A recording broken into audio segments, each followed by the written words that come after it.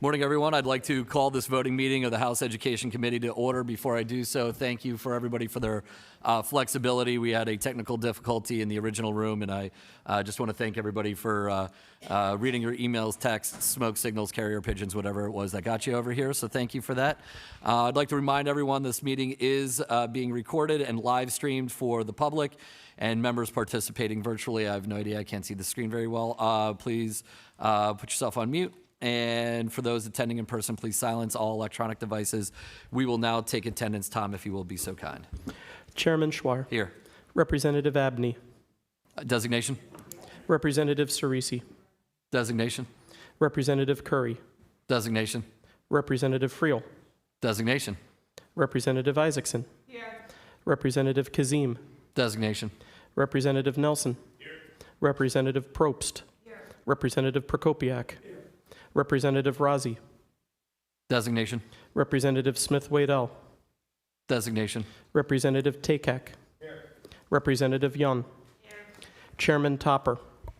Here. Representative Cooper. By designation. Representative Diorsi. Here. Representative Gleim. Here. Representative McKenzie. Designation. Representative Mercuri. Designation. Representative Ortitai.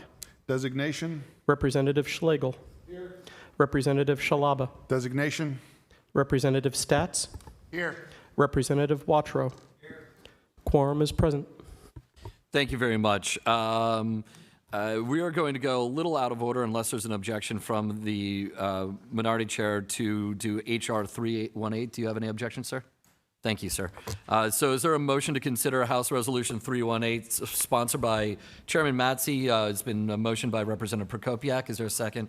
Representative Isaacson. Thank you. Alicia, if you would be so kind as to explain the resolution.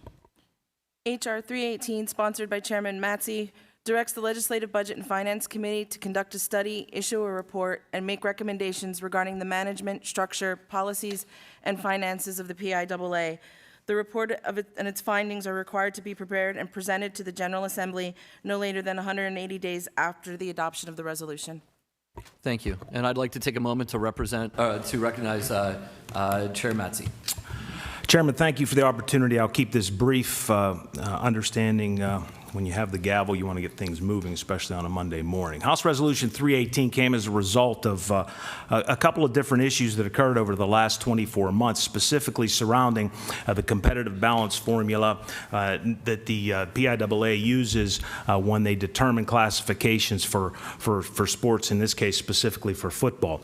And as conversations happened, I introduced a couple of different bills. And after having a variety of conversations with members on both sides of the aisle and hearing people and members speak about issues that they had or concerns that they had, I felt it was prudent, rather than to rush legislation, to put forth a request for a study that would encompass much of what was discussed in conversations that I had individually with members and with people outside of this building, including many stakeholders within the school system. So House Resolution 318 would basically do that and give us an opportunity to review that and then determine whether or not we need to do anything from a statutory perspective.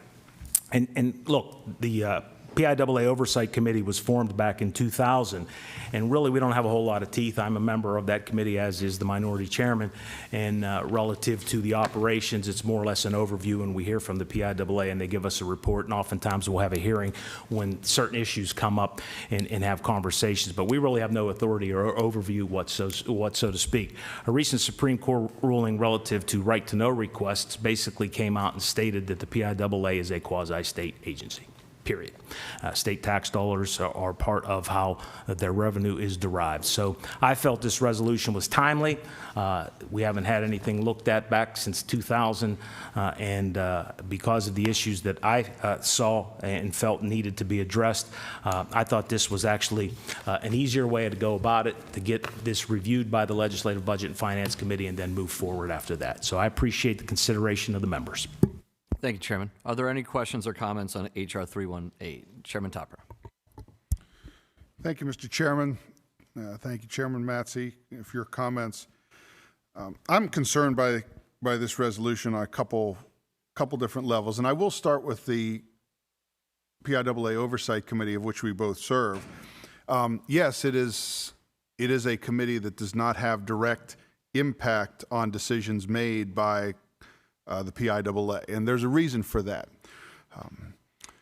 When the legislature starts to get involved in specific things such as a competitive balance formula, you will find that you will have about 203 ideas of how that could come about.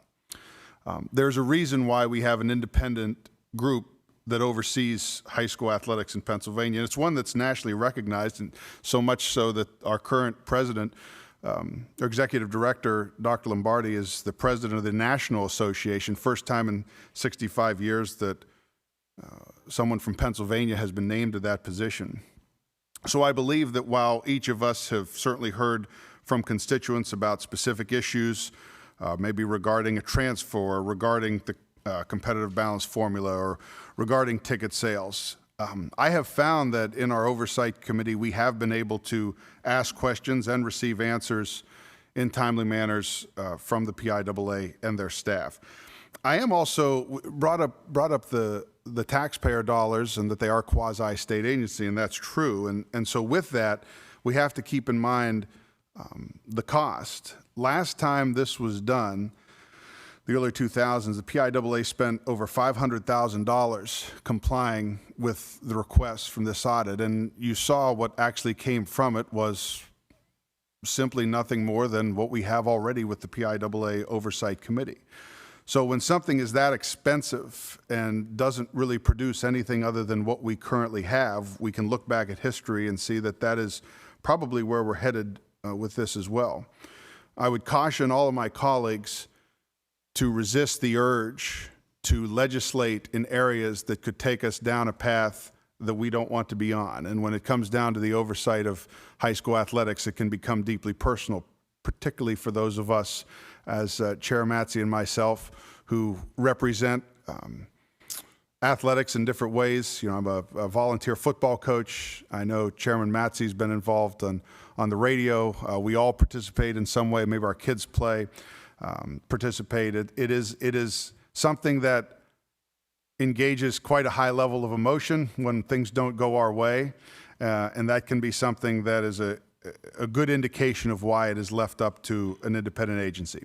And while every agency and every person, I'm sure, has their issues and have made their mistakes, I believe that overall the PIAA has served us well and served our student athletes and our programs very well. I see this as something that is duplicative to what is already being done.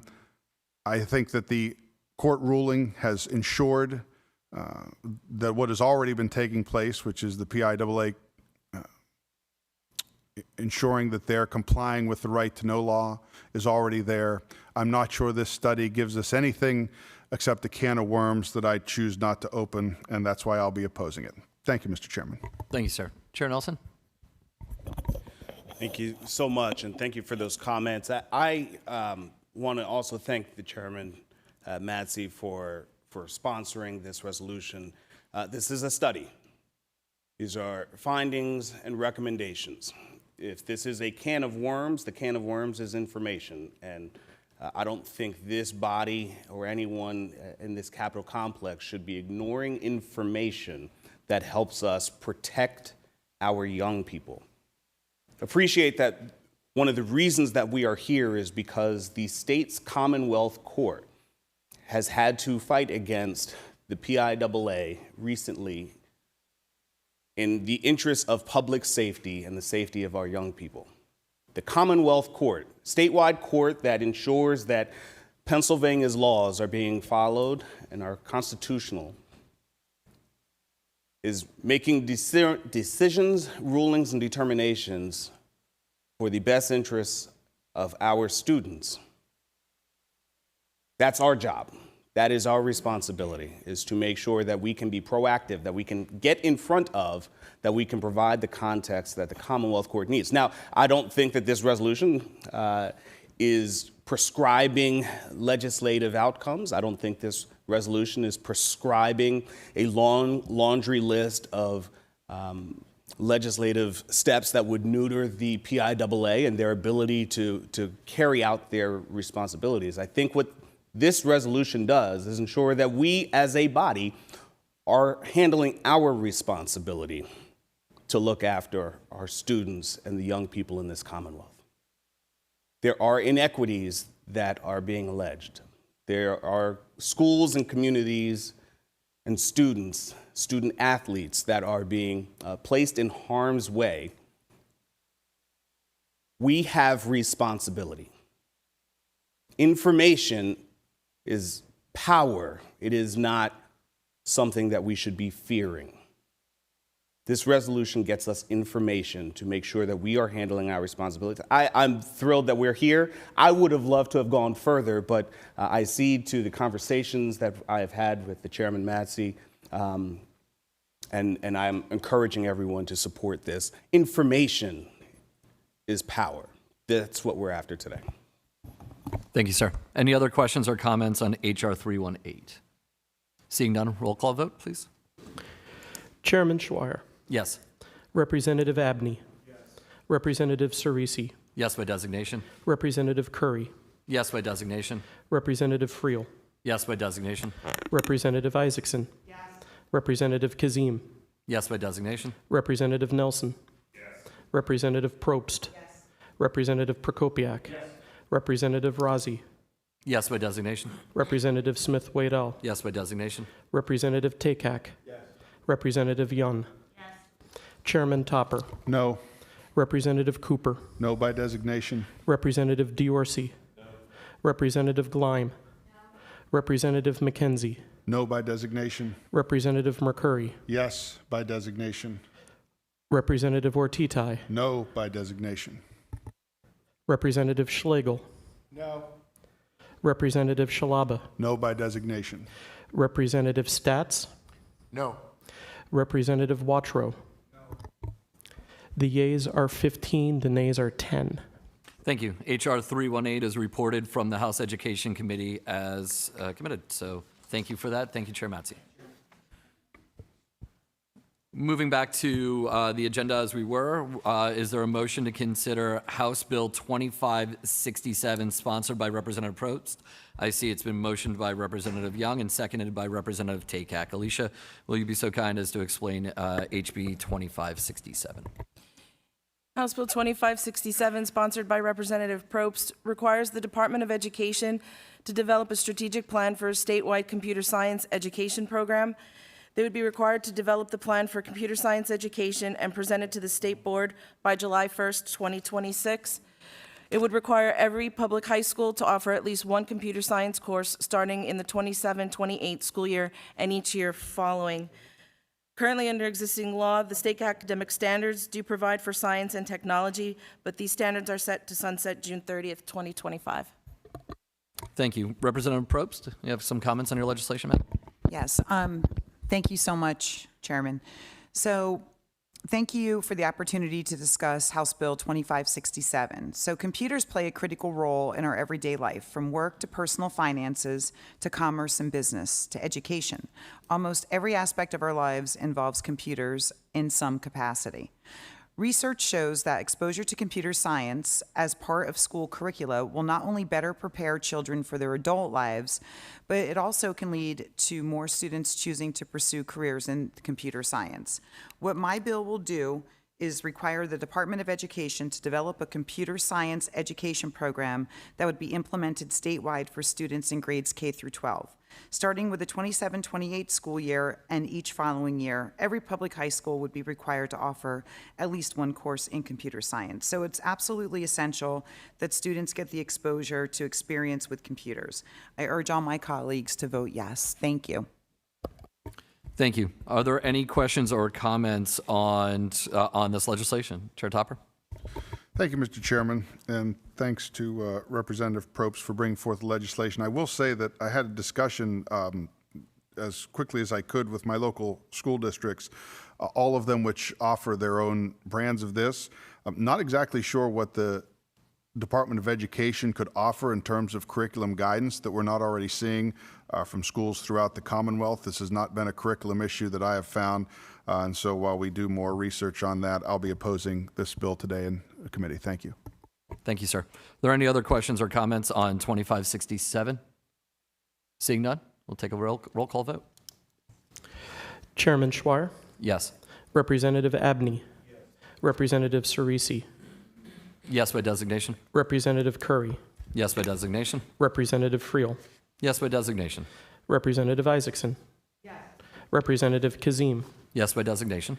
Representative Nelson, Representative Probst, Representative Prokopiak, Representative Razi, Yes by designation. Representative Smith-Waddell, Yes by designation. Representative Takak, Representative Young, Chairman Topper, No.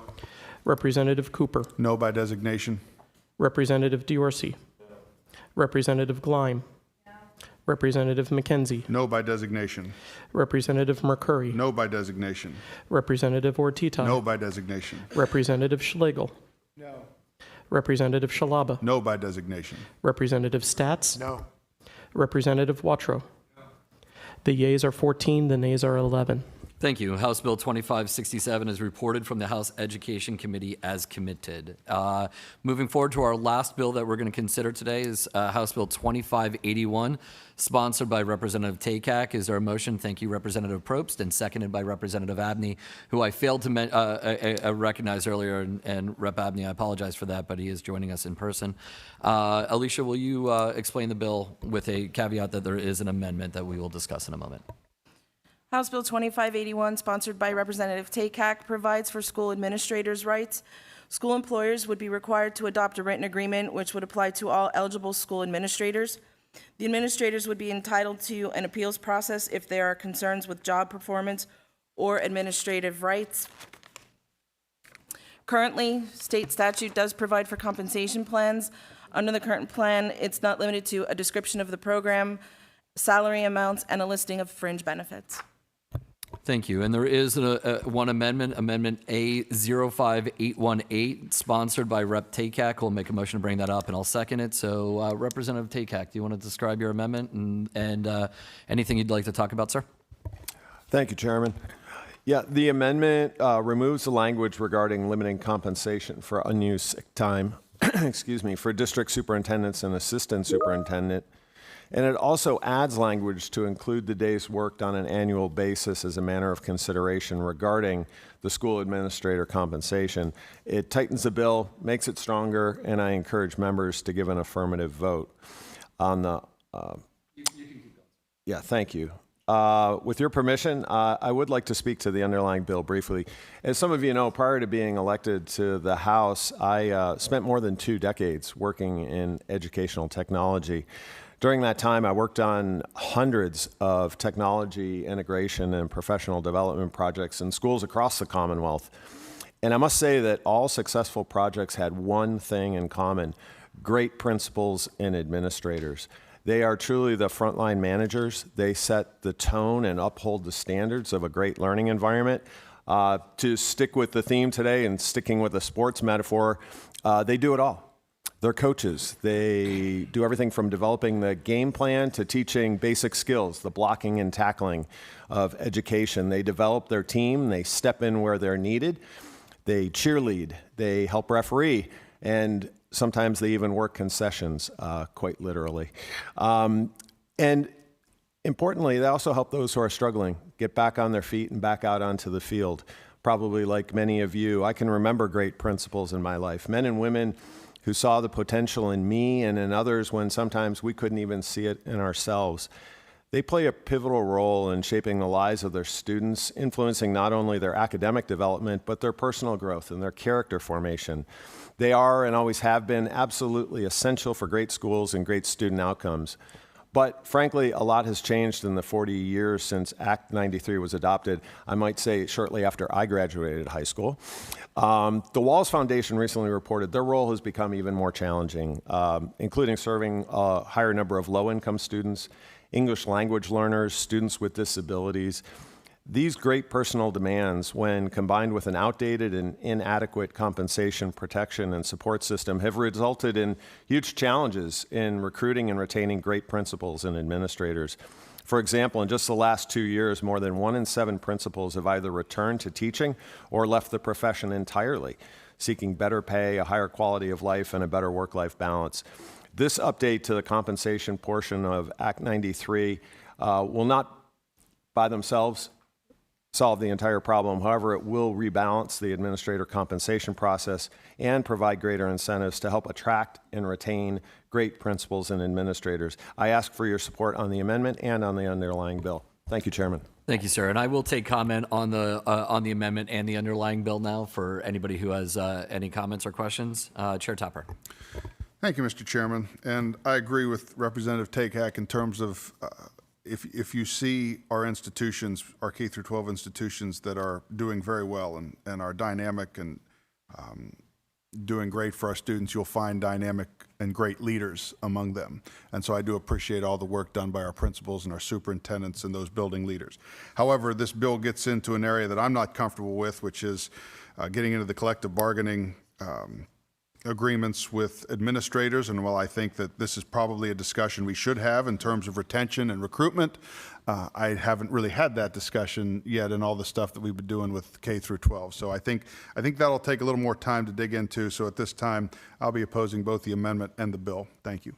Thank you, sir. Are there any other questions or comments on the amendment/bill? Taking all at once? Seeing none, we'll take a roll call on the amendment first. Tom, if you'd be so kind. Chairman Schweier. Yes. Representative Abney. Representative Cerisi. Yes by designation? Representative Curry. Yes by designation? Representative Friel. Yes by designation? Representative Isaacson. Representative Kazim. Yes by, Representative Kazim is present online, but she is a yes by designation. Representative Nelson. Representative Probst. Representative Prokopiak. Representative Razi. Yes by designation? Representative Smith-Waddell. Yes by designation? Representative Takak. Representative Young.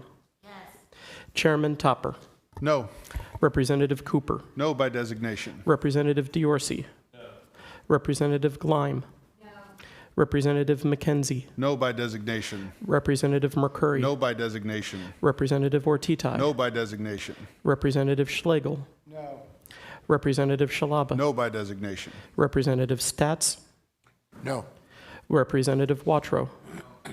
The yeas are 14, the nays are 11. Thank you. The amendment to the underlying bill has been adopted. We'll go ahead and take a vote on the bill as amended. There are no Democratic noes, so all Democrats can be recorded in yes. And all the Republicans will be recorded as a no, so the vote can reflect the amendment as well. Thank you 10-4. Thank you very much. Seeing that House Bill 2581 has been reported from the House Education Committee as amended, it will be forwarded accordingly. With that, I close this hearing and thank everyone for, again, your flexibility and your time. Thanks.